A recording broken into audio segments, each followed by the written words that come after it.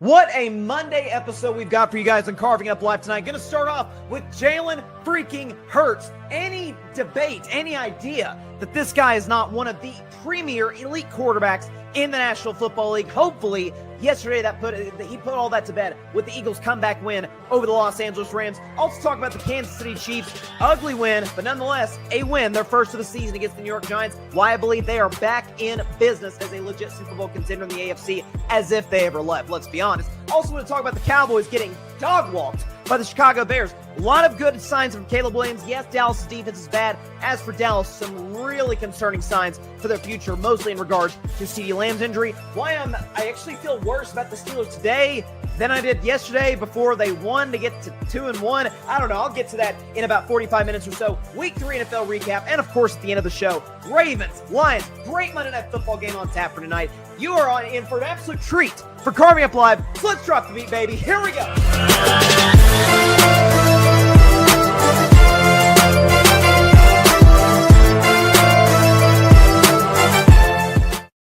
All right, good evening, everybody, and welcome to Carving It Up Live right here on YouTube as well as on X, Facebook, and on Instagram. I am Bryson Carver. As always, it is great to be with you on a jam-packed Football Monday after, I guess we're just going to call this the blocked field goal show because that was the story all around the NFL yesterday. Most notably, starting with the Eagles-Rams game, which we'll touch on in just a second. But you heard the open. All the games we'll get to, as we do every single Monday, touch on every single game in Week 3, more towards the end of the show, the ones we don't have time to dedicate an entire topic to, but very, very excited about all of it. I got to say, little concerned or a lot concerned about the Dallas Cowboys. I'll touch on that in about a half hour or so. Also get into the Steelers. My Steelers, why I'm actually feel worse about the team than I did going into yesterday, and I picked us to lose yesterday, and yet somehow I feel worse after watching the Steelers win over the New England Patriots. Touch on that. Touch on a myriad of other games in the National Football League. So let's get to business. But first impressions. You know, we've heard the expression before, the cliche, one might call it, before, that first impressions, you never get a second chance to have a first impression. And that's true. Like, once you present yourself a certain way to somebody, they kind of never forget it, for good or for bad or for indifferent. To use some sports examples, and I'll actually use a cross example in the sport of basketball. Steph Curry, for years, he's my all-time favorite basketball player, made me fall in love with the game. Heck, you see Steph Curry right over my shoulder right here. Love Steph. For years, the narrative, man, you know, Steph, he's a great shooter. Everybody knows, great shooter, can handle the basketball, but kind of needed KD for those championships, right? You know, LeBron's team was hurt in 2015. Like, Steph can shoot, but, like, he's not, like, actually in the discussion as one of the greatest players ever. I mean, come on now. He can't carry it. Oh, wait, he did in 2022. And it was like, oh, okay, we got to reframe how we thought about Steph. Now, was that an absurd narrative to begin with? Of course it was. But because of the ankle injury, Steph came into the league slight. He's never been, like, a physically dominant player by any stretch, although he's put on more muscle. But Steph's first impression, some folks for years, even to this day, there are a few that still haven't quite gotten over that. LeBron James, for years, man, because he had one bad finals in 2011, one bad 3-game stretch against the Mavs. LeBron's not clutch. Yeah, you can't count on him when the moment arises. Yet after that moment, he went to 8 more finals, won 4 championships, 4 finals MVPs, and led the greatest comeback in the history of the NBA Finals, down 3-1 in my Golden State Warriors. Don't remind me. And by the way, he has the most buzzer beaters in NBA playoff history. Matter of fact, I think he had 5. He had 2 in one single postseason back in 2018. Bron's clutch. But one bad moment early on in LeBron's career shaped a narrative around him that persists to this day. And I think you're seeing that with Jalen Hurts. And hopefully it's dying down. I hope so. Maybe football culture is different than basketball culture in the sense that once a guy proves the doubters wrong, we'll just kind of move on to the next thing. But Jalen Hurts came in the NFL, or even before the NFL, right? He's at Alabama, and it was mostly about Saban and the Tide defense. And listen, he had a great game against Clemson in the national championship game in 2017. Left the field with the lead, but then Deshaun Watson of the Tigers go down and win it. And then the next year, he doesn't improve, and he gets benched for Tua. And then the next year, he's Tua's backup. Then he transfers to Oklahoma. We're all like, it's probably Lincoln Riley. And then he's a second-round pick from Philly, and his first full year as a starter, kind of reliant on the run game and the defense and Shane Steichen. And now we're in a spot, and I talked about this during the offseason, like the narrative surrounding Jalen Hurts were driving me absolutely positively insane. Was this, system quarterback, to which I say, well, which system? because he's had 6 different offensive play callers, including the current one, which, by the way, I don't know what the heck he's doing with some of the play calling as of late, but 6 different play callers since joining the Philadelphia Eagles in 2020. Which system are we talking about? This isn't a Brock Purdy, Mac Jones situation where it's like, yeah, it's Kyle Shanahan. No. Nick Sirianni was not established before Jalen Hurts. None of the guys in Philadelphia, none of the OCs, none of the play callers were established before Jalen got there. And this idea, man, Saquon's the focal point of the offense. Saquon is the engine that drives the Philadelphia Eagles offense. Well, that's really funny.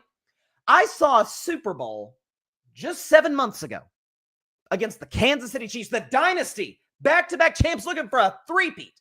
And wasn't the general consensus, what did it, like, regardless who you picked in the game, if you told somebody coming in, Kansas City's really going to hold Saquon Barkley in check. Like, Saquon's going to have a little over 50 yards rushing, about 2 yards a carry, isn't really going to break off any long ones. You're like, oh boy, Philly's in trouble. Oh, Kansas City's going to win this game. And Jalen Hurts shredded them. He had, I believe it was 3 or 4 touchdowns, passer rating well over 100, was outstanding throwing the ball down the field to Devontae and A.J. Brown and all of these guys.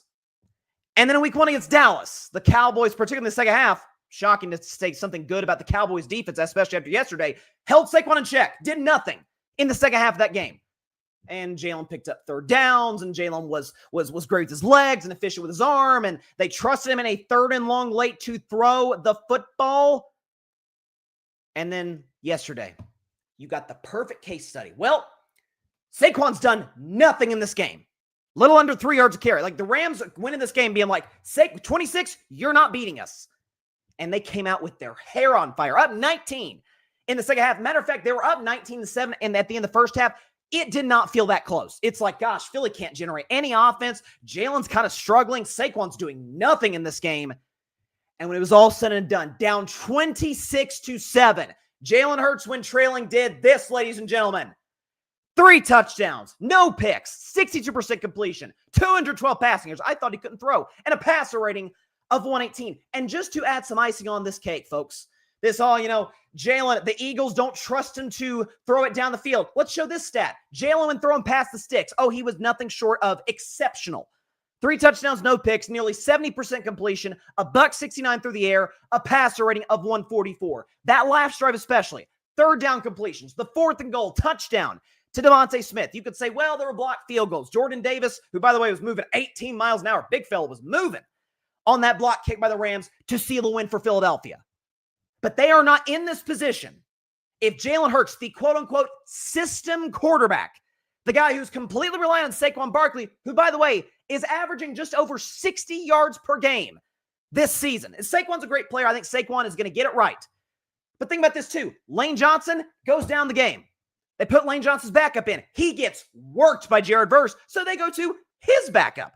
So Lane Johnson's gone. Saquon Barkley doesn't have it going on. Penalties, all of it. Defense is getting shredded by Matthew Stafford. Kudos to the defense. They held up in the second half.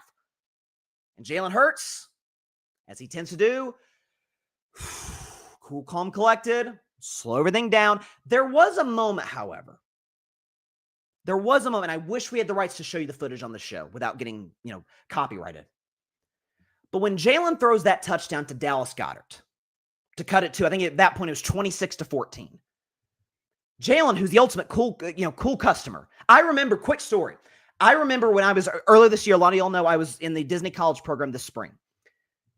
When the Eagles won the Super Bowl and Jalen Hurts, or whoever was the MVP of the game, in this case it was Hurts, went to Disney World, I was like, shoot, I got to go see the MVP. So go to Disney, to Magic Kingdom, and I got to admit, it's the only time in my life I've gone to a Disney park, and I'm like, it does not feel like a Disney park. This is an Eagles tailgate, straight up. One of these days I'll have to show footage. Eagles fans everywhere. It was unbelievable. It was a sea of green. And Jalen Hurts comes down that float with Mickey and Minnie Mouse and just, cool as a cucumber. At one point, even cracks a big smile. And a bunch of Eagles fans around me, you can even hear it in the video that I took, are like, oh my God, he smiled. Because it's just kind of, Jalen's a cool customer, man. I say all that to say this. Throws a touchdown to Dallas Goedert. And I don't know if he was talking to Sirianni. I don't know if he was talking to maybe the Eagles defensive players. Maybe he was talking to Big Dom, for all we know. But he looks at that sideline and he's like, let's go, fired up. That's not what we see from Jalen Hurts often. I would almost venture to say that was a, hey guys, let me cook. I can do it. You saw me do it in the Super Bowl when they took Saquon away. You saw me do it against Dallas when they took Saquon away. They've taken Saquon away, I'm cooking. And that's exactly what Jalen Hurts did. Arm, legs, mobility, clutch gene. Like, listen, I know he is not the natural thrower that a Mahomes and Josh Allen is. He's not as fast or as elusive as Lamar Jackson is. He's not as accurate as Joe Burrow is. I understand all of it. But playmaking, clutch gene, the ultimate mark of a franchise quarterback, and Jalen's absolutely established. He's a franchise quarterback. The question is he an elite quarterback? I think he is. And we have enough of body of work. The two biggest games of his life, he was A+ in both. And in the last 3 games, when the other team took the so-called best player, and I love Saquon, but best player away, he was sensational. A.J. Brown's fed up. Saquon, they're taking him out of the game. Lane Johnson is gone. His backup is getting worked. They got to go to his backup, and Jalen doesn't blink. That is the mark of a franchise quarterback. Folks, things are not going to go your way sometimes. In life, and certainly in football, especially in the NFL, is the ultimate next man up, any given Sunday. But when you have that guy at quarterback, if you're on Philadelphia's offense, you see number 1, we're good. We're all good. And I think Sirianni and this Eagles coaching staff needs to kind of take this game, take the Chiefs game, the Chiefs Super Bowl rather, take the Cowboys game and be like, he's good. Like, if Saquon isn't going, we got it. Number 1's got us. Jalen Hurts, arm, legs, he's going to come through. Shout out to Jalen Hurts. Let's see what Jalen had to say after the win against the Rams, holding himself and the Eagles offense accountable. Man, regardless, it's always good to get a win. It's always good to get a win. And if that doesn't show you what type of team we are, I don't know what does. Now, we completely did that to ourselves in the first half. Completely. I mean, absolutely completely did that to ourselves. And that's something we gotta fix. It's as simple as that. It's unacceptable. We play so many styles of football where in that first half, we got to get out of this playing not to lose. We got to come out aggressive and play our game. You saw our game in the second half. That feels like a little bit of a call out to the Eagles coaching staff. Like, guys, let's ramp up the offense a little bit. Listen, there was a lot of folks in Philadelphia like, dang, Jalen doesn't have a touchdown pass in the first, I guess, 10 quarters, the 2 games against Dallas and Kansas City, and then the first half against the Rams. Like, what the heck is going on right now? Cool's a cucumber, cool customer, steps up to the plate and gets the job done. Got some comments. My man, John Rivera, Fan Perspective Podcast. Appreciate the love, John. Shout out to you. Good friend of mine. Also good friend of mine, Ryan Flowers. He says, by the way, check out NFL Sunday, not NFL Sunday matchups. I'm getting his old show mixed up. NFL matchups tomorrow at 8 p.m. Eastern, 5 p.m. Pacific time, live on his channel and on the Grid Network. Definitely check out Ryan's show tomorrow night. He says the Rams blew it, but credit to the Birds for getting back into the game. And there's no question, like when you make a comeback the way that the Eagles made in the second half, it's kind of like the greatest comeback I've ever seen in football was New England over Atlanta. I think it's the best comeback we've all seen. Atlanta had to make mistakes. New England had to get breaks. You can't be in a situation where you're down 19 and then the defense is blowing assignments and the secondary's confused. Speaking of the secondary, I'll say that's kind of the big concern coming out of this game and coming out of the first 3 for Philadelphia. That back end is a problem for the Eagles defense. Like, we know how great their front 7 is. Zach Bond had a pick. Jalen Carter blocked a kick and was great as per usual. Jordan Davis is having the best year of his career. He not capped it, but the highlight comes on the block kick against the Rams, returning it for a touchdown, which, gosh, those folks that had Eagles minus 3.5 were just jumping for joy. Those that had Rams plus 3.5 just fell to their knees. They're thinking, I got Rams plus 3.5. What's the worst thing that happened? Kicker missed the kick. Oh, well, still win.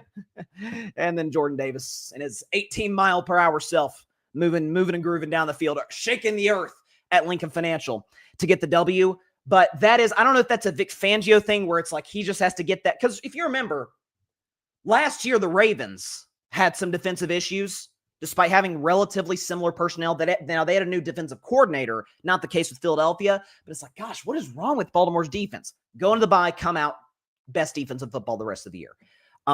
Eagles certainly have the personnel to do it, but their back end is a little bit of a concern. Like it's a situation where they're going to have to win some shootouts. And by the way, look no further than next week. And by the way, again, NFL, what are y'all doing? Having this as a 1:00 game. Eagles, Bucks, 3-0 versus 3-0, mano a mano.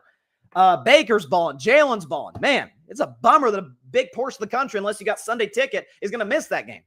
And by the way, week 4, 2024, last time Jalen Hurts started and finished a game that he lost. Will history repeat itself? Only time will tell. Very excited for that game next Sunday. Speaking of championship contenders and recent Super Bowl teams, let's talk about the Kansas City Chiefs. So they won a very ugly game last night against the New York Giants, 22-9, in a game where it feels like most of the headlines mostly revolve around the Giants, Russell Wilson, Jackson Dart, Brian Dable, which we'll touch on in just a second. I want to start with the Chiefs, though. So watching that first half, I'm like, oh my God, this offense is broken. Mahomes has no protection in terms of the tackle position. Kelce cannot separate, and he's getting up there in age. He's in year 13. Like, he's obviously not the player he once was. And we know, Rashee Rice, no Xavier Worthy, but can Tyquan Thornton separate? Can he get open? Can Noah Gray get open? Oh, yes, Noah Gray can get open, and then it gets called back for a penalty. Like, the Chiefs are beating themselves with playing undisciplined football. They cannot, and this is going to be, I talk about the Eagles' biggest concern is their secondary. Chiefs' biggest concern is their running game. It's non-existent. It's non-existent. I don't know if they're going to have to make a move at the deadline. I don't know if it's an offensive line problem. I can't imagine it's an Andy Reid problem because the Chiefs have in the past had decent running games. Pacheco's rookie year in 2023. I remember that, was it Damian Williams was the guy's name who some people thought should have been Super Bowl MVP in that game against San Francisco. Like, they've had, Andy Reid had Shady McCoy back in the day in his days in Philadelphia. Like, we've seen Andy Reid have good running games. I don't think it's a coaching or schematic problem. I think it's a personnel issue. Pacheco's not the same player he once was after the broken leg, and Kareem Hunt he's 3 yards in a cloud of dust. He's great. He's a great short yardage back. Chiefs sometimes even use him as a fullback. He's not an explosive player, not the way he was at the early stages of his career. We know the running back position ages quickly, which is why I was a bit surprised the Chiefs didn't address that in the draft, but regardless. But then second half, the deep ball's working. There's a funny play where Mahomes throws a deep ball to Tyquan Thornton, who it looks like he's kind of built a nice rapport with, and he's not able to survive the ground. So what does Mahomes do? He does the ultimate no play that only Mahomes and Josh Allen can get away with. Cam Ward did get away with it last week. It's not something you ever would advise your quarterback to do. Rolling to his right and throwing across his body, and Mahomes hit Tyquan Thornton on a beautiful deep ball, and the Chiefs end up scoring a touchdown there. Is that the main objective for a team with the history of Kansas City, getting off to the slow start that they did, 0-2, you cannot go 0-3 with the third loss being to the Giants, knowing we absolutely have to win this game, and we still couldn't come away with the W. If that had been the case, okay, the Chiefs just aren't what I thought they were. They're just not a contender this year. Still, could I have them make the playoffs? Sure. Super Bowl contender? No way. So that was an opportunity. Go in, get a W, go home, get ready for Baltimore. Let's get Xavier Worthy back. Mission accomplished for Kansas City. And so, and again, there is an element. I know a lot of people are kind of concerned with, oh man, Reed and Kelce on the sideline. I remember talking about this after the Super Bowl, the most recent Super Bowl that they won a year and a half ago, where Kelce bumped Reed, almost knocked the poor man over. In this case, Reed bumped Kelce. And I'll say now what I said then, that first of all, both men came into the organization at the same time. Kelce was drafted out of Cincinnati, I think third round in 2013. Reed took the job in 2013 after the Chiefs were god-awful before that. So there's a bit of a father-son dynamic here. A bit of a father-son type of relationship in a football sense. Is that, and Steve Kerr, different sport, I get it, but Steve Kerr had a quote about this recently, and I was like, thank you for pointing this out, that a lot of the casuals don't understand. He was saying, oh yeah, the Warriors have like 3 or 4 fights a year, 2, 3, 4 fights per season. Like, it's normal. Like, we've won a lot of championships. Guys have pride. Guys have a standard we're gonna hold. And if guys don't meet that standard, and things might boil over the edge. Not something you want to happen often, but it happens. Like when Drew Tranquil was getting mad at Chris Jones in week 1 after Chris Jones blew the assignment and let Justin Herbert run for the first down against the Chargers. People are like, oh boy, friction in Kansas City. Maybe you could perceive it as that, but I'm going to go on the limb and say, team that's gone to the last 3 Super Bowls, won 2 of them, best coach and quarterback combo we've seen probably ever. Outside of, I guess, Montana and Walsh I would have above them. Brady and Belichick is not above them because of Belichick's, but you get the point. Is that I'm going to hold you to a certain standard because of what we've accomplished as a team. And we cannot get complacent. Iron sharpens iron, as the saying goes. Well, that's what happened. I mean, even Andy Reid, he's interviewed by Melissa Stark of NBC, going to the locker room. They're walking to the locker room, and she asked him about it. And he's like, oh, I loved it. We got to see. I want to see some passion. I want to see some juice. I think it was good. Andy gets the bigger picture. So does Kelce. So does this entire group. So I think it's a virtual non-story. And so, and if you're a Chiefs fan, you're looking up today and thinking, okay, we lost the best big play guy in our offense on the 3rd play of the season. still could have, if we get a stop on third down, Mahomes gets the ball back with a chance to win against the Chargers. Have you seen the Chargers as of late? Pretty good. They'll be, safe to say, very high on Bryson's best 10 on Wednesday. And then week 2, shorthanded. Philadelphia's coming off of extra rest. They were coming home from Brazil. And if Travis Kelce doesn't drop a ball at the goal line, we probably win the game. Like, that's the margin of error is that slim in the NFL. And that's what I gave the Chiefs major credit on. Is like, oh, they're getting lucky. It's like, no, they just find ways to win. They find a way to win in the margins. This year, they haven't been able to do that through the first 2 games. Last night, they beat a team that they should have beaten, and they got the job done. And so if you're a Chiefs fan, you're like, okay, Baltimore, they're coming to our house on a short week. We can beat the Ravens, get Xavier Worthy back in the lineup, get to 2-2, season flips. We feel great about ourselves. And then you go forward and you try and chase down the Chargers for the AFC West because that will be a 2-horse race. I'm out on Denver going, pushing for the AFC West. I'm not out on the Broncos as a playoff team. That team ain't competing with Kansas City and the Chargers for the division. And obviously the Raiders were never going to from the jump. For the Giants, Chris Collinsworth and NBC had a very, very ominous line in the second half of that game. And Collinsworth is it feels like in recent years, I don't know if he's heard like social media backlash or whatever, but it feels like he's not like taking shots at guys. Like that's not his job. It's not anyone's job to just, out here crushing people. But I feel like Collinsworth has been more blunt as of late in his commentary. And he said something last night. And honestly, hand to God, I pride myself as someone who loves the NFL, but I'm not in NFL circles, obviously. He, of course, has been his whole career. And he said, there's a saying in the NFL that you draft a first-round quarterback for the next coach. Essentially saying, well, there's a reason you needed, in most cases, there's a reason you needed a first-round quarterback to begin with, and he won't be able to fully develop or start the real major process of his development before you're gone, before the team continues to lose and you're fired. And if you're Brian Daboll, who I have defended over the last few years, but now you look up and say, oh man, last week against Dallas, what was it, 15 penalties or something insane? You see Daniel Jones with the Colts? Maybe he wasn't the problem with the Giants. I mean, he's balling out with Steichen and those weapons and that running game. I mean, Daniel Jones, now I'm not trying to make it sound like, oh, Daniel Jones was the focal point of the Giants. It wasn't Saquon Barkley or Brian Daboll. That wasn't the case. Daniel Jones had 15 touchdowns in 2022 when the Giants won 9 games. Problem is, they've won 9 games since then in the last 3 years. So that's Daboll's on the hot seat. Like, that's just the way of the NFL and the way Russell Wilson's playing, which, can we look at Russell Wilson's stats? I didn't put together a graphic just for, I don't want to be mean to Russ, but it's brutal. Russell Wilson last night, 18 of 32. If I can pull up his stat sheet here. Okay. 18 of 32, $160 passing, no touchdowns, 2 picks, a passer rating of 43. If that's not bad enough, QBR 0 to 100. And QBR, the QBR doesn't come out on ESPN until like hours after the game's over because they kind of rewatch the game, contextualize your performance, O-line play, you're running, some plays that should have been touchdowns but weren't, vice versa, picks that were picks that shouldn't have been. They take all those things into account. 0 to 100, Russell Wilson finished with a QBR of 6.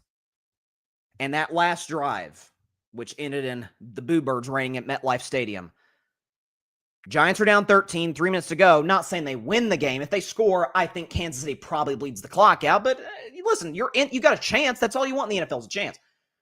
First down, Russell, airmail. Second down, this is a weird call by Daboll. Quarterback draw with a 36-year-old Russell Wilson that gets, 2-3 yards? Third down and goal, airmail, balls over the end zone. Fourth down, ball hits the goalpost. Like, it's Russell's athleticism is shot. Like, we obviously we haven't seen peak Russell Wilson in like 5 years at least. Arm strength is there. The moon ball's still there, but he's kind of a one-trick pony. As a Steelers fan, I remember watching last year, defense was kind of like, don't give up the deep ball, don't give up the moon ball to Russell Wilson because he can't throw on the intermediate routes. He's not accurate in that regard. Well, you're seeing that right now with the Giants.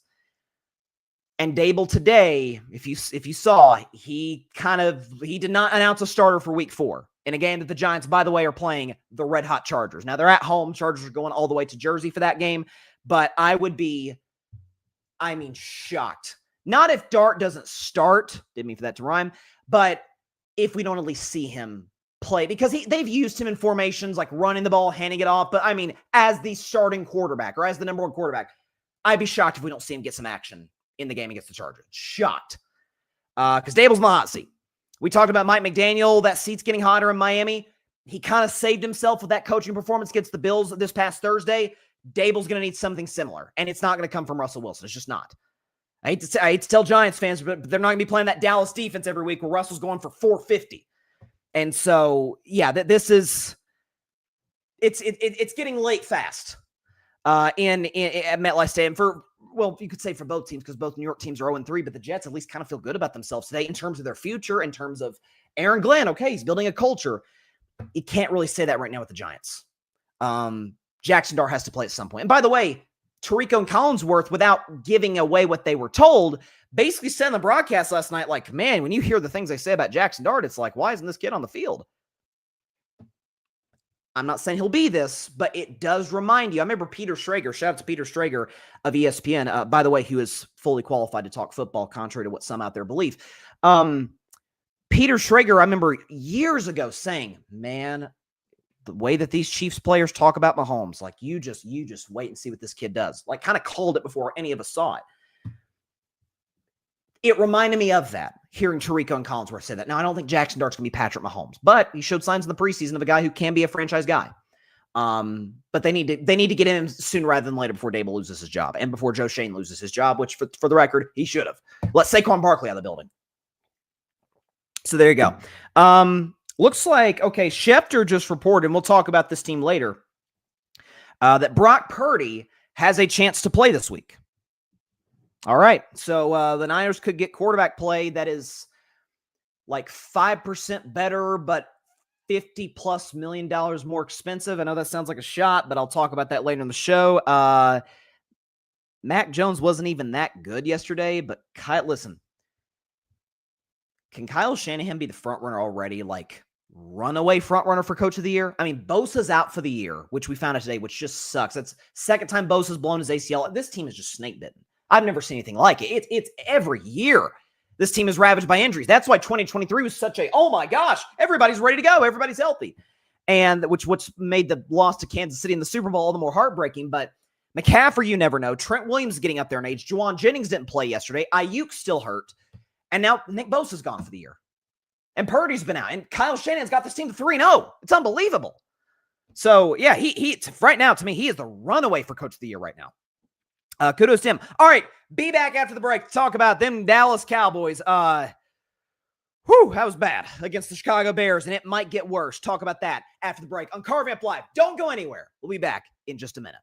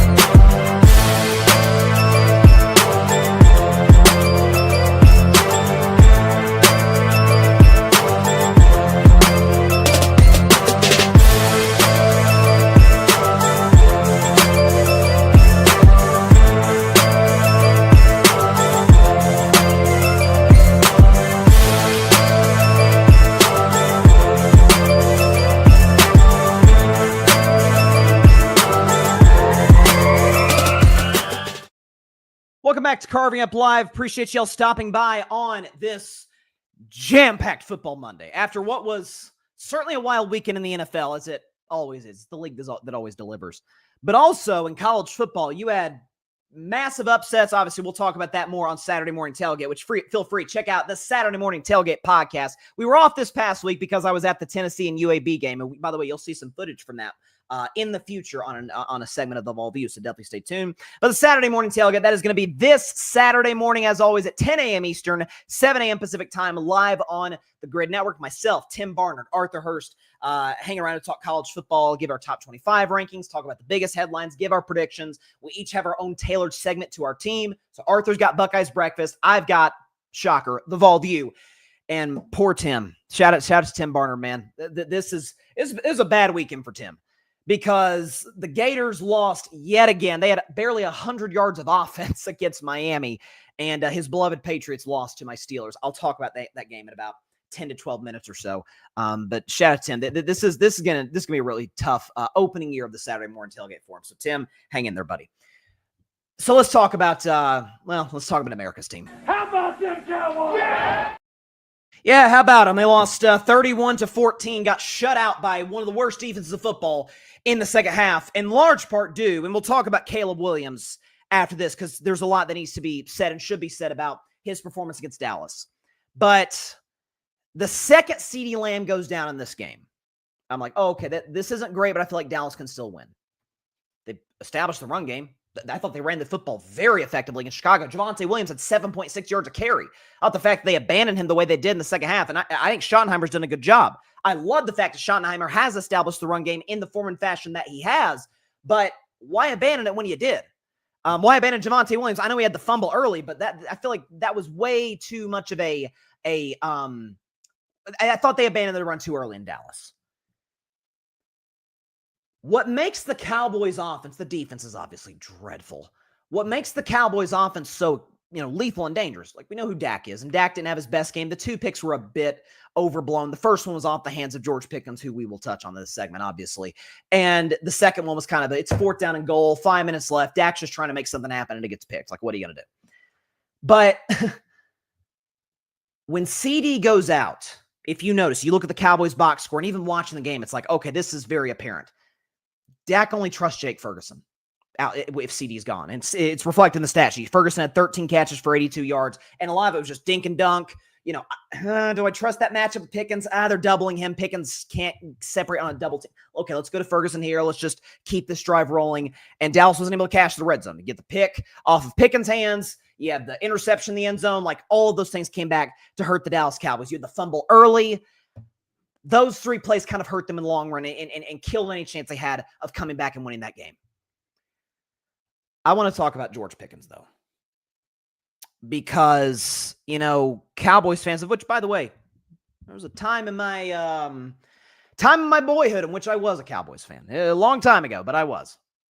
And so I have many friends to this day that are diehard Cowboys fans. And over the last, when did the trade happen? April, May? Oh, since the spring.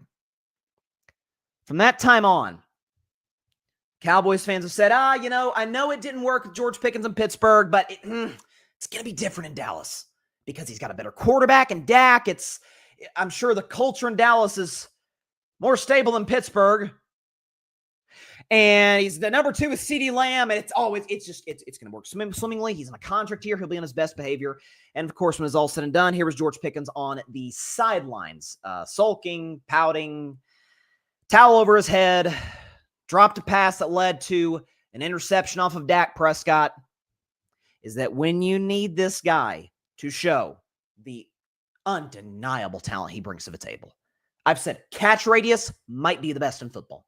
Honest to God. Like, if you look at some of those highlights in Steelers training camp back in the day, which I would watch over and over, like, oh my God, this kid's insane. I remember watching him pregame warmups. This is 2019. This is years ago.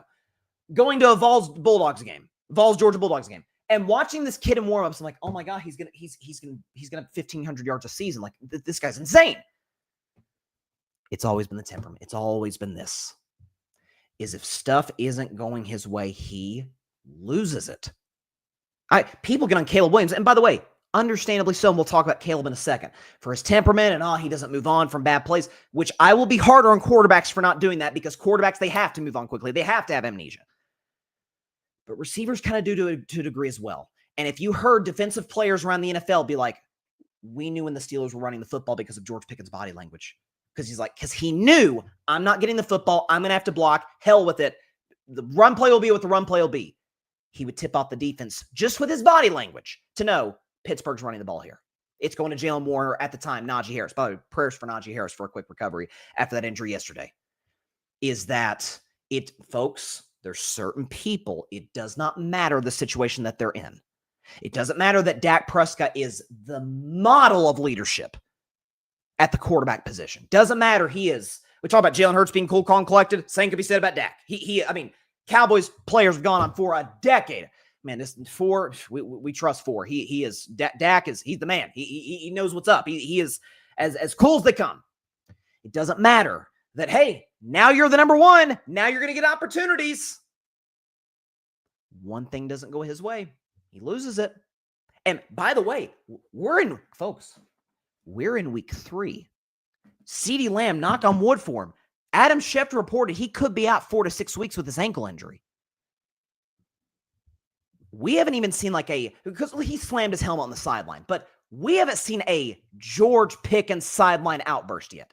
We haven't seen him cussing out fans, threatening fans. I mean, literally threatening fans. We haven't seen yet a dumb 15-yard penalty, probably for a firearm celebration of some sort, probably for kicking somebody or standing over a player, getting fined that week. We haven't even gotten the full George Pickens experience yet. We are 3 games in.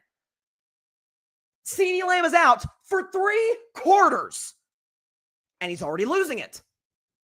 This is why I said, if Pickens is your number 2, if Lamb is healthy, and Lamb is one of the 5 best receivers in the sport, if CeeDee Lamb's in the lineup, Pickens is your 2. He gets that one-on-one coverage, Dak will find him. Dak will be in good communication with him. He'll have a good rapport with Pickens. But this idea, why do you think the Steelers, with all of their receiver troubles, and I listen, I have been as critical as anybody of the Steelers' just neglect of the offensive side of the ball, but I defended this trade. Why did the Steelers, with all their receiver issues, not give this guy a contract? Because they couldn't trust him. Because he's temperamental. Because he has no control over his emotions. And so I think we know how bad Dallas' defense is. It's atrocious. Atrocious. I mean, for crying out loud, you saw Russell Wilson last night, 160 yards, 2 picks. Yeah, he threw for 450 on Dallas last week. Moon ball after moon ball, deep ball after deep ball. Caleb Williams, who we'll talk about yesterday. I mean, Roman Jones, a wide open. DJ Moore in that 4th and goal, wide open in the end zone. We know Dallas defense is abysmal. It feels like they use a pass rush. Oh, wait. Anyways, that's to be expected. We knew that coming into the season. But if let's play it conservatively and say CeeDee Lamb's out 3 weeks. Especially the Sunday night game against Green Bay. When Green Bay knows Pickens is the number 1, Dak knows, I better get GP the ball. He's going to lose it. Cowboys fans, I warned y'all, we are 3 games in. Just wait till Dallas calls a run play in a big situation. Let's be nice. Let's say they keep pace with the Packers this Sunday, which Green Bay on the road is a 6.5-point favorite, despite that loss yesterday to Cleveland. Let's say they keep pace. Let's say Dallas wants to establish a bit of a run, get the offense in a rhythm, then let Dak do his magic. But Pickens' body language tips it off. Hey, guys. Hey, defense. Hey, Green Bay. I'm not getting the ball, just so you know. So you ain't got to worry about me. 3 games in. Cowboys fans, try to warn y'all. You think it's bad now? It's about to get a whole lot worse. Whole lot worse. I could see a George Pickens, Dak Prescott confrontation on the sidelines in the next month. If, again, knock on wood for CD, but if he's not back by then. Pickens is trying to get a contract, but Dak doesn't trust him to be locked in, to be engaged, to not drop passes on critical drives that lead to picks. I'm just saying, talent of a number 1. Not the temperament of number 1. And before we move to the Bears, I've got a comment from Patrick Brown, big Cowboys fan. As I always say, I'm at peace. Nothing surprises me with Dallas. Yeah, obviously. And, it feels like as much as Caleb Williams was running around yesterday, it feels like he could have used a mad, crazy lion running after him who used to wear the sticks, who used to wear number 11, who led the NFL in pressures. It feels like that would have helped Dallas, but I mean, what do I know? I mean, because that was kind of Jerry's thing. Is we're going to upgrade the defensive line. This is a move for the future. Okay. Could have used Micah Parsons yesterday. He certainly wouldn't have hurt your chances to win. That's what I do know. On the Chicago side, so this is obviously a huge win for the Bears in the sense that, hey, okay, our season's not over. Because I thought going in this game, as bad as these two defenses were, I'm like, oh, it's shootout city, baby. It is going to be. I had 41-30 as the final score. Caleb's going to have a big game. He's going to kind of have his, okay, we're good moment, and Dak's going to torch the Bears. And he didn't. Some of it's a CeeDee Lamb injury. Some of it's he doesn't trust Pickens. Some of that was Dak, and Brady pointed this out during the broadcast yesterday. Dak didn't handle the blitz very well. I'll tell you someone who did handle the blitz, and we'll talk about that in just a second, is Caleb Williams. So Caleb in this game, and if we can show his numbers yesterday against the Cowboys, he was fantastic. 4 touchdowns, no picks, completed basically 68% of his throws, 298 passing, a passer rating of 142, and a QBR 0 to 100 of 86. And I know folks are saying, it's Dallas's defense. I mean, the touchdown he threw to Rome Odunze early, Odunze's wide open. Diggs slipped on the route, all of it. That flea flicker is the reason I fell in love with Caleb Williams back at USC as like, this kid he's got it. I've often joked in the first 2 weeks of the season, like, yeah, Caleb makes the hard throws look easy and the easy throws look hard. That's as difficult a throw as there is. Watching that play live, they run it with Swift, and usually in a flea flicker, you turn around, hands to the back is it right, toss it right back to the quarterback. Doesn't throw it, but like, bam, here he goes, QB. Swift, I don't know if he's trying to get Caleb Williams killed, but just lollipops it. It's amazing. Cowboys defender just didn't jump in and grab the ball and head the other way. Just lobs it to Caleb. Caleb catches it and just throws a dart. It was the throw of the weekend to Luther Burden for the touchdown, the flea flicker. Throw of the weekend that Caleb Williams made against the Cowboys. I get it, Luther Burden was wide open, but to catch that, release that, and hit him on the money the way that Caleb did, very few human beings alive can make that throw. So I thought it was sensational. But Caleb against the blitz as well. And this was my big thing last week. Because people are like, I don't know if Caleb's that good. I'm like, I'm not going to go there yet. But the thing Caleb has not figured out, he doesn't see the field well. He doesn't go through his progressions quickly enough. Now, some of that, I think, is a bit of a PTSD from the fact his last year at USC, O-line was bad. Last year in Chicago, O-line was awful. Well, Chicago added to their O-line. They got Joe Thuney. They've addressed it in the draft the last few years. Right? Ben Johnson, he has an emphasis up front because he was in Detroit. He knows how important a great offensive line is. First game of his career.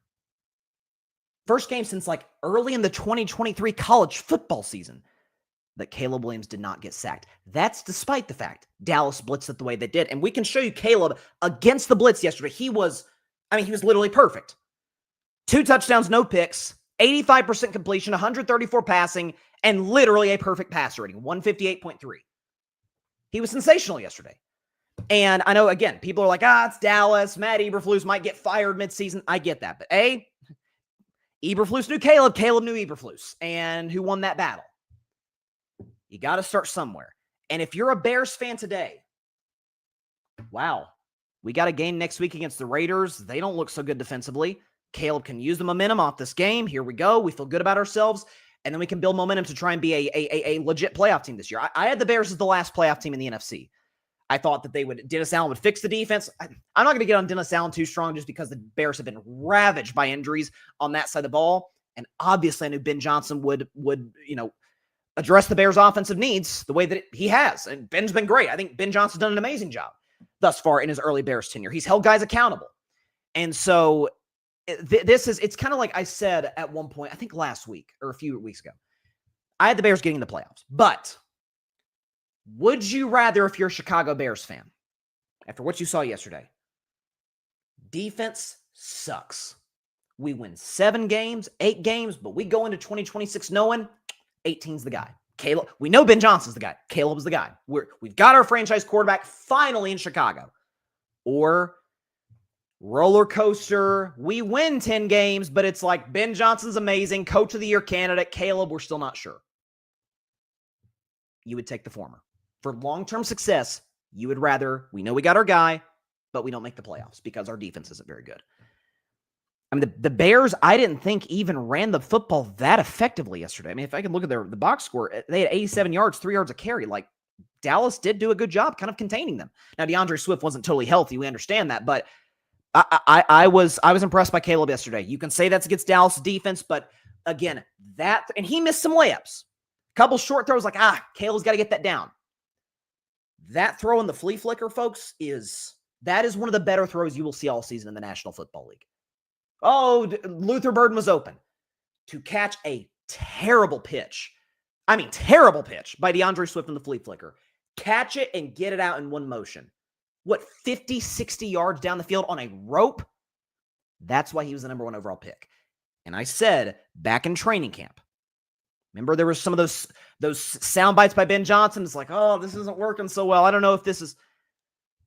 And I said, Ben's never worked with a quarterback like Caleb. Caleb's never worked with a coach like Ben. By mid-season, by Halloween, early November, it's going to start to gel. Got to start somewhere. This is a good place to start. And I remember I wrote down in my notes when the Bears scored in their second drive after the Cowboys turnover. Caleb's been great. First 15 plays, that any competent offensive coach, not good, competent, in the NFL has a good first 15 plays, has a good opening script. You've been working on that all week. Caleb's been good in those first 15 plays against Minnesota, against Detroit last week. What is he beyond that? Yesterday, he was sensational. Against the blitz, perfect passer rating. So you have to feel good if you're a Bears fan today. You have to. Because you feel like now, okay, if we can build up this momentum, beat Vegas, we're 2-2. By the way, game after that, Washington. At Washington. Against that bad defense and that beat-up team. You don't think that there's a revenge factor, especially from Tyreek Stevenson, who was great yesterday. Tyreek Stevenson was the one on that viral video taunting the Commanders fans, and he was the one who tipped the ball that Noah Brown caught on the Hail Mary. That's on a Monday Night Football game as well. You don't think for Caleb it's like, oh, people think Jaden Daniels better? Watch this. I'm telling you, that was a massive win for the Chicago Bears yesterday. Massive win. Schefter, bad news for the Cowboys. Schefter just tweeted this, or he retweeted Todd Archer, who just reported. This just came in, I guess about 20 minutes ago. The Cowboys will be without rookie guard Tyler Booker, who got hurt yesterday, for 4 to 6 weeks because of a high ankle sprain suffered against the Bears per source. He played all 74 snaps. TJ Bass looms as starter. Cowboys already without Cooper Beebe, their center, for at least the next 3 games. So without their starting center, guard, and now CeeDee Lamb. So Dallas is kind of getting ravaged by injuries. So again, glass half full for the Cowboys. You're like, yeah, we're going to lose to Green Bay. Even with those guys, I think most Cowboys fans expect a loss to Green Bay this week. But then after that, Jets, I know the Jets have momentum, but Jets, you should win that game. And then at the Panthers. Panthers played well yesterday, but you also should win that game. And if you get to 3-3, after that's Washington. And like I said, Commanders have a terrible defense. So the sky's not falling, season's not over. I'm not trying to imply that, but I'm saying it from a season-long perspective, you're going to see a lot of this. For the podcast audience, it's a picture of George Pickens, towel over his head. And again, we don't even have the footage of him slamming his helmet on the sideline.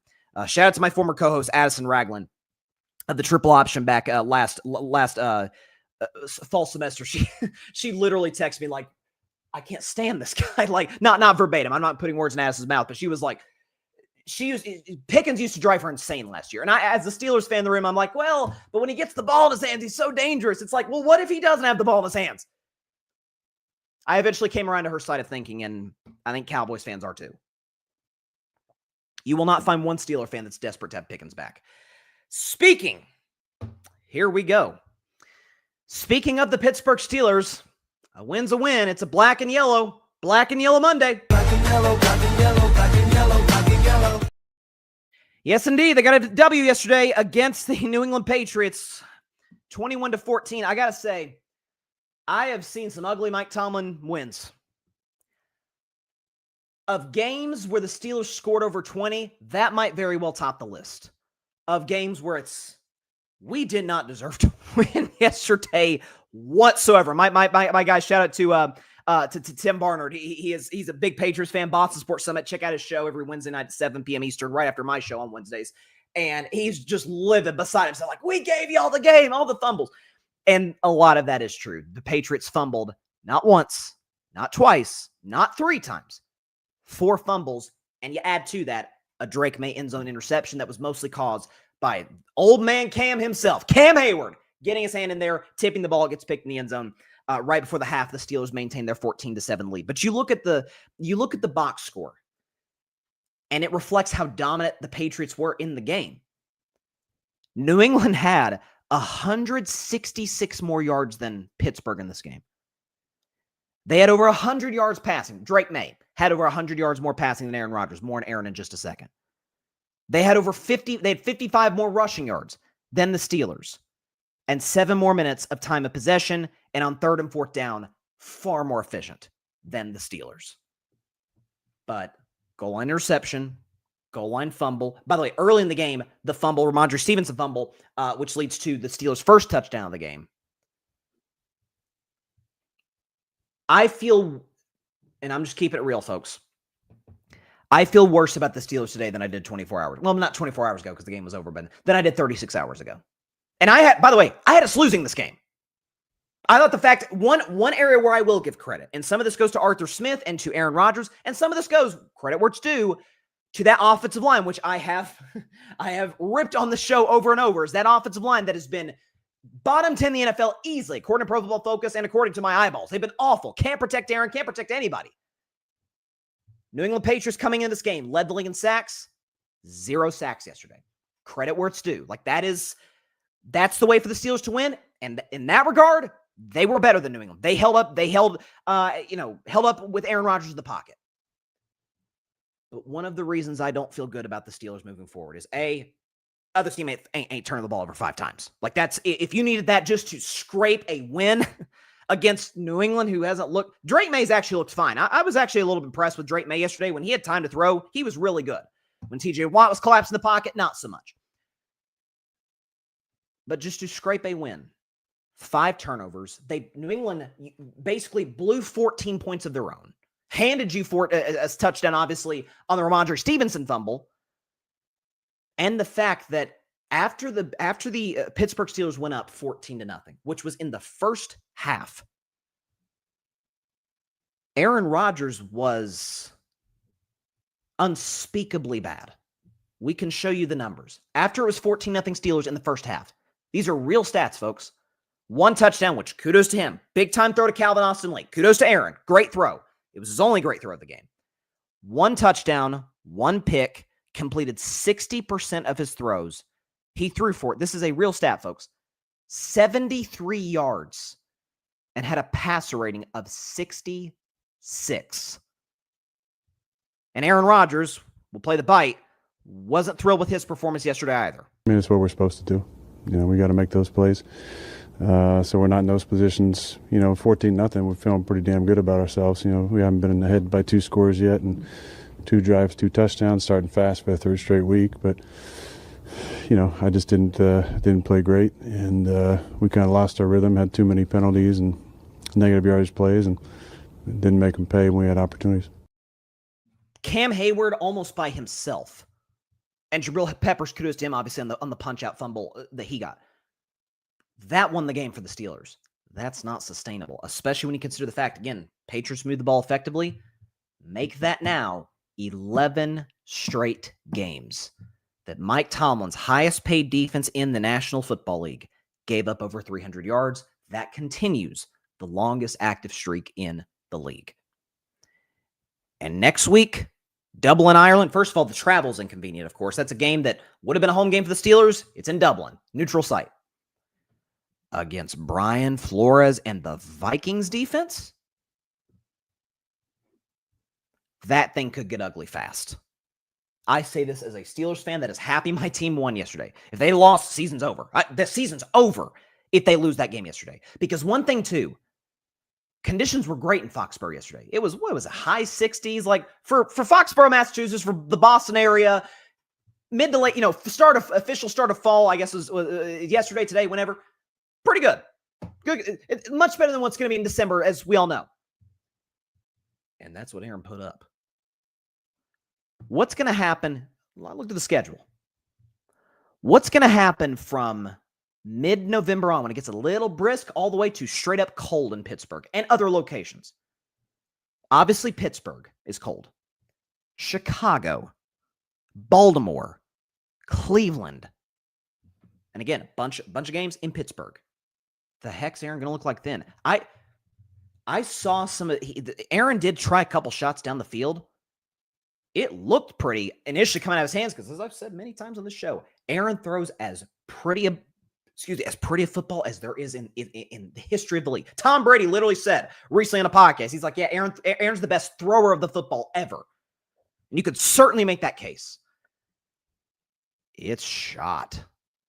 I mentioned the Steelers O-line played well, and it did. Kudos where it's due. The times there were deep shots, I'm like, what? Is that intentional grounding? Like, where is Aaron even looking? And is yelling at teammates. Calvin Austin, again, I might send negative. Bryson, the Steelers won yesterday. How you win in the NFL matters early in the season for your long-term success. It is a great indicator of what you will be. If there are any unless there's sweeping changes, which I don't think there will be. With the limitations at receiver, O-line was good yesterday. Don't expect that to continue. And Aaron made a throw late to Calvin Austin. Kudos to him. Other than that, put up the numbers again. He was bad. He was inaccurate. It was dink and dunk. It was the times he did take shots down the field. It's like, where was Aaron even looking on that? That's not even in the vicinity of a Steelers receiver. The pick he threw to start the second half, which again, Aaron said in the press conference, he got bailed out because of the fumble at the goal line by New England on the ensuing drive. I mean, there wasn't a steal in the vicinity. I'm just telling you right now, Steelers, and I think Steelers fans have become pretty realistic at this point on Mike Tomlin coach teams, particularly offensive struggles and the neglect of the quarterback position, the offense as a whole. We should not have won that game yesterday. There's no other way to put it. And yeah, Aaron was bad. He just was. He was bad. Made it through late. He did not play well yesterday. Don't care what. I know that the pass rating came out to like 96. That's why I say watch the game. Dink and dunks. He made a throw early to Jonnu Smith that was solid for a big gain. Made the throw to Calvin Austin late. Other than that, it was either dink and dunks or badly missed deep balls and an ugly interception. Last 2.5 quarters, 2.5, 3 quarters, 73 yards passing. And it's not like the Steelers' run game was exactly ripping New England to shreds either. It was fine. Wasn't great. So glad the Steelers won, but you're not going to see me doing, you're not going to see me doing backflips. A, because I can't do backflips. B, because I don't have room to do backflips. And C, there's nothing to do backflips about, even if I could. I wish I could do backflips, though. Who was it? What game was I watching where a guy did one in the end zone? It wasn't Cam Scatterby, was it? I feel like I watched a game over the weekend, college or NFL, where someone did a pretty impressive backflip in the end zone after they score. I don't know. Guys can do it with ease nowadays. These athletes are off the charts. Okay, come back. We're going to take a break. When we come back in 1 minute, a recap of Week 3 NFL action, including a return of a Carving It Up mainstay. Stay tuned. 1 minute. Carving Up Live, Week 3 NFL recap. Don't go anywhere.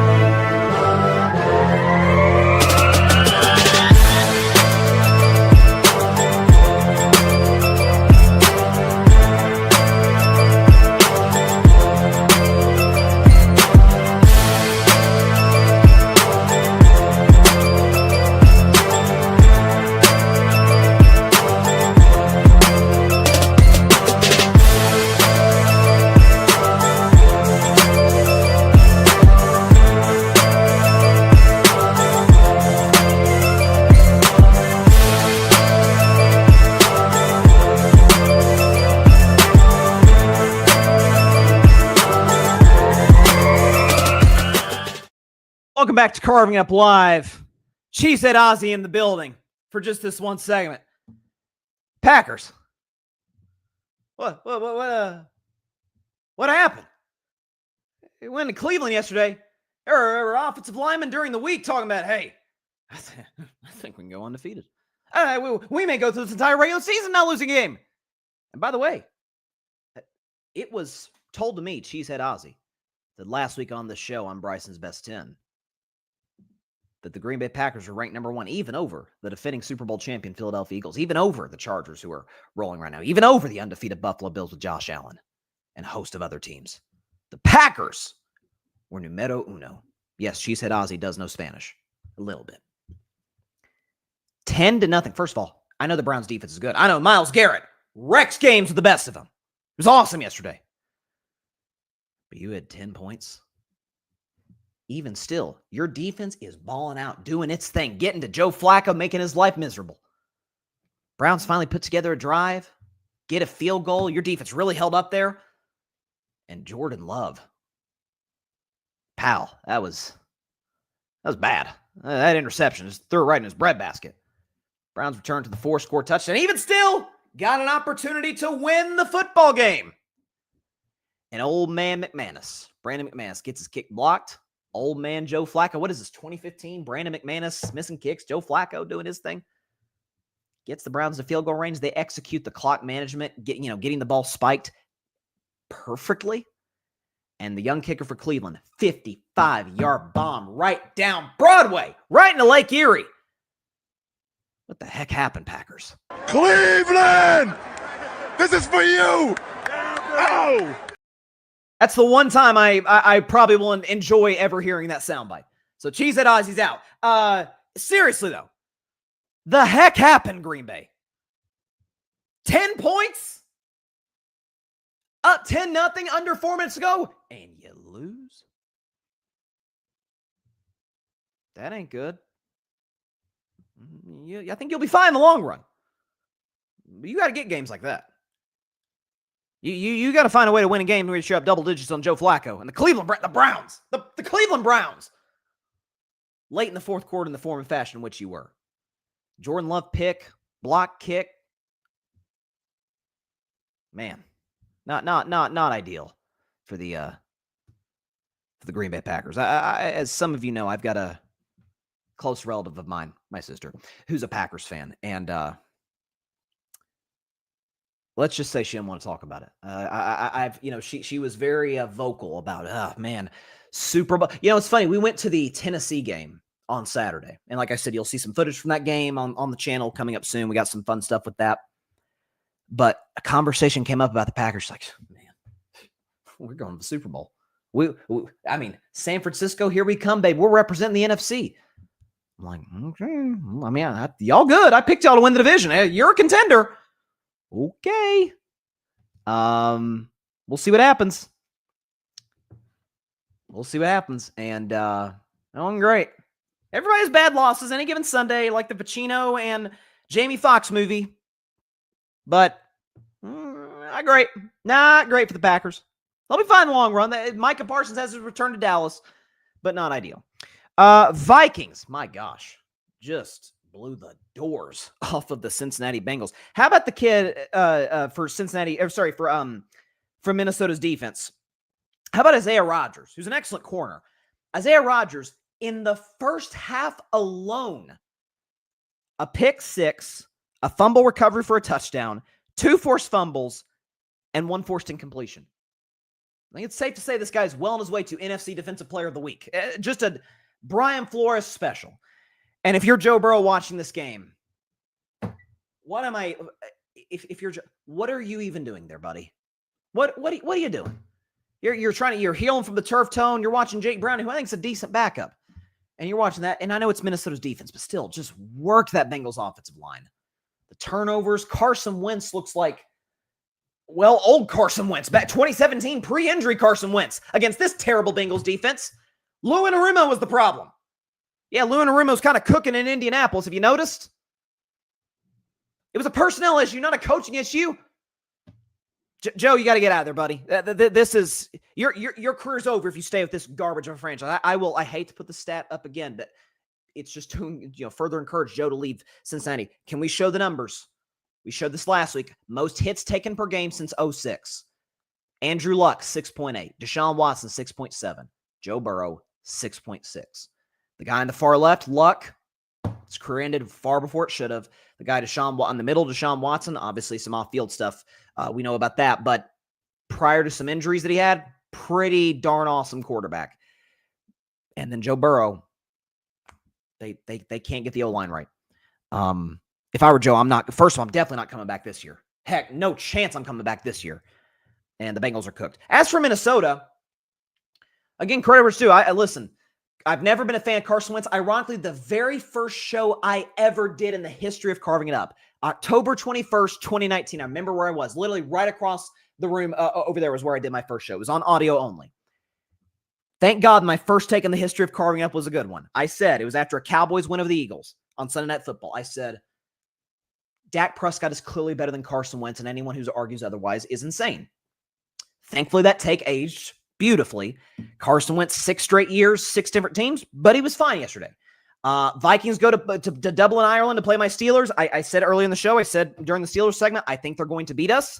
I think Brian Flores is going to make – I could see Aaron throwing 3 picks in that game. I think Aaron's life is going to be a living hell against Flores, that D-line, against our O-line, and Carson Wentz and that Vikings running game. Without Aaron Jones, Kevin O'Connell will do what he does and probably put up over 300 yards, which would be the 12th straight game that Mike Tomlin will have allowed such. That leads the National Football League. I'm just calling it in advance. Okay. Credit where it's due. We're 3 games in, and I mean, again, it's only 3 games, but it's also Daniel Jones. If this continues, I'm not even kidding. Lucas Oil Stadium needs to play the Indiana Jones theme song anytime the Colts offense comes out, or at least when Daniel Jones is introduced during pregame and he runs through the tunnel. Danny Dimes yesterday, and he is Danny Dimes right now against the Titans. 18-25, 228, a touchdown passing, QBR 0 to 100 of 94. The deep ball's working. Alec Pierce, who was concussed in this game, hopefully he's okay long-term, but the deep ball's to Alec Pierce. My man, I keep mentioning Tim Barnard, but shouts Tim again. He mentioned when I was on Boston Sports Summit last week, like, man, screw Daniel Jones. He's siphoning touchdowns from Jonathan Taylor. Well, not this week. 100 yards rushing and 3 touchdowns for JT28, who I've said for years, most underrated back in the league, and the Colts are 3-0. Can we do, sometimes I'll do blind resumes on the show. I think they're really fun. I think it's sometimes contextualizes how well a player is playing. So can we show this? I call this, that looks awfully similar. So you see Daniel Jones on the left, mystery player on the right. Mystery player has more total touchdowns, but both have no interceptions. Daniel Jones, 2 more total yards, basically the same amount of yards. 2% better completion percentage, 3 points better in terms of the passer rating, 10 points better in terms of QBR. Both guys are 3-0. That second guy, the reigning MVP of the NFL, Josh Allen, who, by the way, I picked to win MVP this season and still feel pretty good about that. So Danny Dimes, through 3 games, small sample size, has been as good, if not better, than Josh Allen. Obviously, he is not a better player than Josh. That goes without saying. But this Colts team, I think, is legit. Anarumo has fixed their defense. Now, they've got a test next week. Rams on the road. LA's a 3.5-point favorite. LA's going to be pissed after they lost the game the way that they did against Philadelphia. But Steichen has kind of established, like, yeah, I'm the guy who helped Jalen Hurts sort of start his ascent towards being an elite quarterback as the Philadelphia Eagles play caller back in the day before I got this Colts job. I'm the guy who got Gardner Minshew darn near to the playoffs in 2023. You're getting mad at me because I couldn't fix Anthony Richardson, the most inaccurate quarterback since Tim Tebow? Something about those Gators quarterbacks that were number 15. I don't know what it is. But regardless, Pittman, Alec Pierce, Tyler Warren is a special talent at tight end. Jonathan Taylor, good O-line. Might want to have to consider extending Daniel Jones if this continues. Long season ahead. But there you go. Okay, sorry. Warren Sharp just tweeted us. Warren Sharp's a great analytics guy on social media. I highly recommend that you follow. He just tweeted, the Steelers have 417 yards fewer than their opponents this year. The reason they're 2-1, 32 points off turnovers, 0 points allowed from turnovers. So they're bailing Aaron Rodgers out, plus 32 off turnover margin, and plus 31.9 EPA off of turnovers. And he puts below that the Steelers voodoo continues. Listen, there's only so long that voodoo will last. I can say as a Steelers fan, we tend to fizzle out late in the season. I know I sound negative, but I'm telling you, I've seen this movie before. I'm not going to get fooled again. Certainly with Aaron Rodgers at quarterback. What other games we have yesterday? AFC South matchup. It was an ugly one. Jaguars over the Texans 17-10. You know, again, I take notes during these games. One of the things I wrote down was, for whatever reason, Trevor Lawrence and Brian Thomas Jr. cannot get on the same page. I don't know what it is. Like the game against Cincinnati last week, obviously the 4th down play where Thomas Jr. drops the ball. But late in the game, Trevor throws a bad pick. Nico Collins wide open. Stroud hits him for a touchdown. And Trevor hits his man, Brian Thomas Jr. on a deep ball. ETN scores the next play, and the Jaguars end up winning a pretty ugly game. Here's something interesting for Jacksonville, and here's one of the reasons I thought that they would be the AFC South champion, and I still feel very good about that today. All of last year, they had 6 picks. This year, through three games, 7. So they've been living off of turnovers. I have to imagine that as time goes on in this new system with Liam Cohen, who's great in the red zone, great red zone play caller, the O-line for Jacksonville's good, the weapons are there, Trevor's going to settle in. I'm telling you, I said before the year, I've been a Trevor Lawrence fan from the jump. It's put up or shut up time, and I think he's going to put up. I think he's going to do his thing. Ugly win, but they got it. They can build off of this. Who the Jaguars have next week? They've got, wow, that's tough challenge. At the 49ers in San Francisco, and then, by the way, Chiefs right after that. So they're going to be tested, no question about it. But I like what the Jaguars showed defensively, and offensively, they were opportunistic, so kudos to them. Upset of the week, baby. I hit on it. Upset of the week, ladies and gentlemen. I hit the nail on the head. Panthers over the Falcons. Now, I had 23-21 as my final, but I thought, first of all, even if it wasn't my upset of the week, it was going to be on if I were a bet man, which, by the way, first winning week of the season, only Dallas kind of screwed up for me, but 2-1, baby. Thank you, Seahawks, who we'll touch on. Oh, my goodness, we'll touch on that. And thank you to the Arizona Cardinals as well for covering plus 2.5. But, you know, I'm watching Carolina doing their thing. I thought the fact that Atlanta was a 5.5-point favorite was crazy. After how inept they were offensively last week, after how Carolina's defense and their offense really showed up in the second half of that game against Arizona, I thought they'd continue that momentum. They did. Bryce was relatively efficient. Again, the numbers aren't anything to write home about. Only 121 yards passing, but a QBR of 70, 0 to 100. He did run for a touchdown. They mostly feasted off of Michael Penix Jr. turnovers. Listen, I'm a Michael Penix Jr. fan, but that was not his best day at the office, to say the very least. We got a Kirk Cousins sighting when it was all said and done. So Atlanta next week, they've got Washington.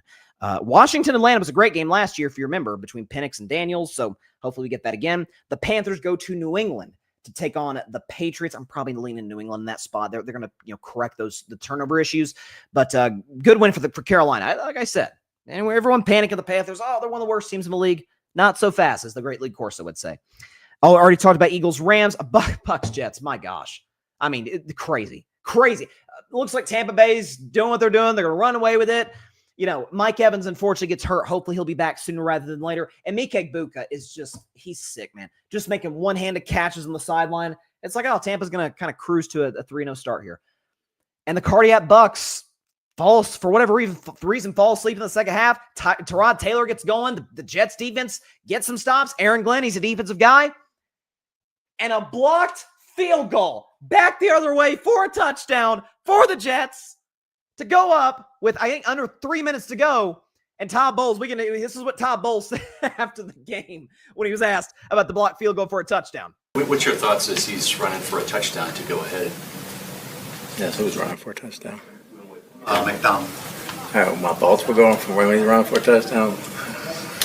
Excuse my language, like you got be me. What? I imagine so. But Todd Bowles knows, Bucks fans know, old Baker, touchdown maker. He didn't need a touchdown. This is just need a field goal. Baker did his thing, got him in the field goal range. Bucks walked it off at the gun on a walk-off field goal.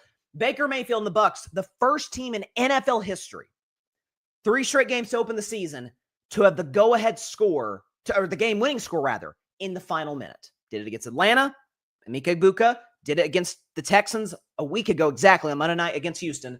Rashawn White, and walk-off field goal in this instance. Baker doing his thing again. He's adding, like I said, Josh Allen was my pick to win MVP. I said Baker would come in second. He's building the resume, at least in terms of clutch moments coming through for his team. Tampa Bay could be 0-3 instead of 3-0. And a lot of that is attributed to old Baker touchdown maker. Commanders take care of the Raiders 41-24. Deebo Samuel had a big game, big run back on a return. Ashton Genty finally showed some promise. He kind of lowered the shoulder, delivering the punishment. I still have major questions about this Commanders defense, but as we all know that, when your quarterback goes down, you want your backup to be obviously a lesser version, but similar enough stylistically to where you really don't have to change the offense that much. That's why, and I'm going to get out ahead of this. Knock on wood. God knows I'm not wishing injury upon Lamar Jackson. Or anybody, but Lamar is just sensational. But the fact that Cooper Rush is the Ravens' backup is really weird to me. Cooper's a good backup. He's nothing stylistically like Lamar Jackson. Marcus Mariota, similar to Jaden Daniels, obviously does not, even go back to college, does not bring the arm strength that Jaden does to the table, but mobile, can move. Accuracy's kind of hit or miss with Mariota, but Kingsbury doesn't have to change the offense that much. And that's why you saw Commanders getting a victory yesterday against the Raiders. Next week, they've got Atlanta, as I mentioned earlier. That's a game where the Falcons defense kind of got torched last week. We'll see what happens. I think Washington is going to end up being fine. I still them as a playoff team. They need to get Jaden Daniels back sooner rather than later. Okay. The game of the day yesterday was Rams-Eagles. The game of the day that nobody saw, unless you're on the West Coast or you have Sunday ticket, was Broncos-Chargers. This was a bit of a moment for LA. These are the games that they always lose. Oh, my whole life. Like my buddy Ryan Flowers, catch his show, by the way, NFL Matchups tomorrow night at 8 p.m. Eastern on the Grid Network and on his YouTube channel. He's got a saying, Charger's going to charger. Like, I mean, it actually became a verb, chargering. They always find a way to lose the close ones. And down 7 in the fourth quarter, it's like, gosh, Denver's going to steal this thing. Denver has that bad loss to the Colts, and they screwed up on special teams, and no Khalil Mack for the Chargers, and man, and Justin Herbert. I said that Caleb Williams had the throw of the weekend. Herbert had the second best throw of the weekend. Breaks out of the sack, rolls to his left, hits Keenan Allen on a touchdown, which kudos to the Chargers for bringing Keenan Allen back. And can we show what Herbert did in the fourth quarter of this game? I mean, he was phenomenal. A touchdown, no interceptions, 80% completion, 123 passing yards, and a passer rating of 123. The tying score obviously drove him into field goal range. Dicker, the kicker, walked it off at the gun to get the Chargers to 3-0. I thought LA was a playoff team coming into the season. I did not think they were a Super Bowl contender. My tone has changed on that. That's a Super Bowl contender. I've always been a Jim Harbaugh guy. He's a brilliant coach. They're starting, and I mentioned this on Wednesday's show. Now they're getting the running game going. Now Amari Hampton is kind of running with some steam a little bit. Now they've got a legit trio. Quentin Johnson's back. Back from his days at TCU, so to speak, when he was a first-round pick, from the Horned Frogs. But catching deep balls, Lat McConkey's doing his thing. Keenan Allen catches the tying touchdown. And this Chargers defense doing what they did. Now, to be fair, I counted 3 brutal misses by Bo Nix on deep balls. 2 to Marvin Mims, 1 to Cortland Sutton, one of which I think was to Mims on the Broncos' last drive of the game before they kicked it back to the Chargers. They went down and Dicker, the kicker, hit the walk-off. So that's, again, another kind of a gut punch loss for the Broncos. I think they'll be fine long-term. But as for the Chargers, man, 3-0, all 3 wins in division in the AFC West. I'm holding to my prediction that the kings of that division, the Chiefs, will come back on them. But that is the big question. The big question. Can Herbert show up in the biggest games? He was the quarterback of a team that blew a 27-0 lead to the Jags back in 2022. And he either equaled or exceeded his season total in interceptions in a game they were favored against the limping across the finish line Texans in the postseason last year. That's the knock on Herbert. We've crushed Lamar for performing poorly in the playoffs. We've crushed Dak for performing poorly in the playoffs. We've crushed Josh just for losing to Mahomes. Same energy needs to be showed to Herbert, but the talent's always been there. It is. I think he's kind of putting it all together. I really, really do. This is a real legit Super Bowl team. No questions asked, are the LA Chargers. This next team isn't necessarily a Super Bowl team. I would not go that far. Seahawks over the Saints 44-13 in a game where the score weirdly does not indicate how dominant of a performance it was. Folks, the Seahawks led 38-6 at halftime. 38-6. The Saints had 5 penalties in the first quarter alone. Look, I had them winning 2 games coming into the season. This was one of my, if I were a Batman games, I'm like, you tell me I get Seattle 7.5, that's it? Oh, thank you very much. Saints playing their first road game. The defense is awful. The offense is abysmal. Kellen Less, as my buddy Patrick Brown calls them, terrible play callers. I've said for years on the show. And Brandon Staley running that defense. Saints are going to be the worst team in football. Garrett Nussmeier, Lenore Sellers, you are a New Orleans Saint in about 7 months. But yeah, that was bad. And not to take credit from Seattle. I think I saw a stat where Sam Darnold throwing past the sticks had a perfect passer rating. Sam was fantastic. And the Seahawks now are in a position. Thursday night game, short week at Arizona. If Darnold doesn't fumble off the butt of his offensive lineman, as funny as that is to say. And by the way, if before that Reek Woolen doesn't catch an interception that was right there for the taking that Brock Purdy threw him, Seahawks are 3-0 today. Maybe they're a little bit better than I thought. And so good win for the Seahawks, taking care of business. As for the Saints, my gosh. This is bad. Real quick, this was just reported. Todd Archer. Jerry Jones said the Cowboys will consider placing CeeDee Lamb and Tyler Booker on IR. So that would mean they're automatically out for 4 weeks. That's bad news for Dallas. That is bad news. I'm telling you, I'll say it again. Cowboys fans, get ready from some George Pickens outburst. You thought yesterday was bad. Take it from a Steelers fan. It's going to get a whole lot worse. And he's in a contract year too. So he's going to want the football. And if Dak doesn't get it to him, he's going to lose it. Niners over the Cardinals. Last game that we'll predict, obviously, Lions and Ravens. Niners over Cardinals, 16-15. Just give Kyle Shanahan coach of the year right now. I've seen enough. What this man is doing is insane. The team's falling apart. Nick Bosa was announced today, ACL tear, gone for the season. So it's like, crap, that's Bosa's torn his ACL twice. So now it's basically just Fred Warner and a bunch of guys. Saleh's doing, by the way, Saleh, to his credit, Robert Saleh's doing an amazing job with that Niners defense, as I think we all expected he would. Ricky Pearsall's been a legit player. Is he a true number one receiver? He might be the number one, even when Ayuk comes back for San Francisco. But to win a game against Seattle, in which Brock Purdy was not good. I get he had the touchdown pass at the end. That, I just talked about it with Seattle. That should have been picked if Reek Wallen just saw the ball coming. And to win 2 games with Mac Jones at quarterback. Left for dead after New England. Noodle arm, can't move well, bad leadership, dirty. I've called him. He's dirty Jimmy G. There's no difference. Well, this man went to a Super Bowl and an additional NFC Championship game with Jimmy G. He got Mr. Irrelevant, who is better than Mac Jones. I want to be clear on that. He is. Better arm, moves better. He got to another Super Bowl and an NFC Championship game with that guy. And he's 3-0 with his team falling apart and Mac Jones as the quarterback of the majority of his team's games. Give him coach of the year right now, full stop. This is insane what he's pulling off. Is it sustainable? Probably not. But even still, if the Niners are able to get in the playoffs at 10 or 11 wins, I think unless Ben Johnson, the Bears go on a crazy run, give it to Kyle Shanahan. I've seen enough. It's unbelievable what this guy's doing. Not that I didn't know he's a great coach already. I've said he's the catalyst for basically all of the Niners' offensive success since he's been there. And it does continue to add to what I've been saying. I know myself and folks like me are the bad guy for saying Brock Purdy's probably closer to the guy that he was last year than the guy who led the league in passer rating in 2023, who got MVP votes, despite not being the most valuable player on his own offense. That, going back to what Jalen Hurts, I was talking about with Jalen Hurts earlier, and Jalen, he's a system quarterback. Well, which system? One of the 6 that he's been in Philadelphia? Brock Purdy. That is a system quarterback. Mac Jones is winning in this offense.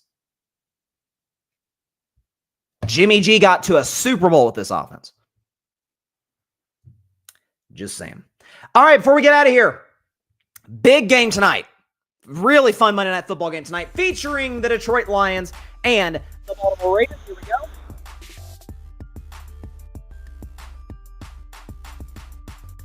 All right, so the game kicks off a little less than an hour from now at the time that this show is airing live. So the Ravens in this game are a 4.5-point favorite over Detroit. Obviously, the Lions are coming off of a dominant start-to-finish game against the Bears last week in which they hung 52. Felt like they were kind of sticking it in Ben Johnson's eye, like, hey, we don't need you, Ben. And so the Lions' offense is going to be fine. We know the personnel they have. Goff, Gibbs, Montgomery. St. Brown had 3 touchdowns for the first time in his career. Laporta, I've always been a fan of at tight end. I still have concerns about that defense. And I think I was obviously blown away by Lamar Jackson in that game against the Browns last week because Derrick Henry did virtually nothing. He had, I think it was 11 carries for 23 yards. He did nothing in that game. And Lamar was, I know it's the Browns, but you saw him yesterday against the Packers. Lamar was sensational.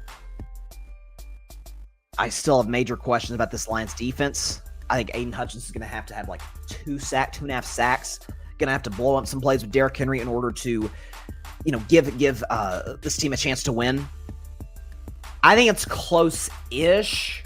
I think the score will not be indicative of the way Baltimore controls the game. They'll play on their terms at home Monday Night Football. I love what they've shown defensively. Again, I know that first game against Buffalo, that was Josh Allen being Superman. That was not, the Ravens just blew it. I mean, there was a tip touchdown to Keon Coleman. Josh was phenomenal in that game. I think the Ravens have one of the best defenses of football. I think they'll show it. 27-20 is my final score. I honestly hope I'm wrong as a Steelers fan, but 27-20 is the final score. The Ravens will beat the Lions and cover the 4.5-point spread. It's a bit rich. I don't love 4.5, but I'll take it hesitantly. This might be a Bryce's Bleak Bet game had this been on a Sunday. But yeah, there you go. All right, that is all the time we have for today's show. Appreciate everybody stopping by. As always, be sure to catch Carving Up Live on Wednesday at 6 p.m. Eastern, 3 p.m. Pacific time, right here on YouTube, as well as on X, Facebook, and on Instagram. All kinds of stuff coming down the pipe. Some content on the YouTube channel. Hit that subscribe button right down there. Obviously, well, I guess right here is where you can see the YouTube channel if you're watching Carving Up with Bryson Carver. Subscribe there. Subscribe to the Grid Network. That is GRYD, the Grid Podcast Network, right here on YouTube, as well as any and everywhere that you get your favorite podcasts. Check my show out. Hit the notification bell. There's going to be a lot of content coming your way in the coming days from today's show, from future shows. So definitely stay tuned for that. Very excited for Wednesday. Going to have a special guest, a brand new member of the Grid Network. We're going to be introducing to you guys on Wednesday, so stay tuned for that. So have a great week. We'll see you guys then. Stay safe out there. God bless y'all. Peace out. Please don't blow this, Red Sox. I'm getting nervous now. Thanks so much for watching the show on YouTube, and be sure to go click that big red subscribe button and check out the other clips and full shows from Carving It Up Live, as well as our other incredible content creators here on the Grid Network.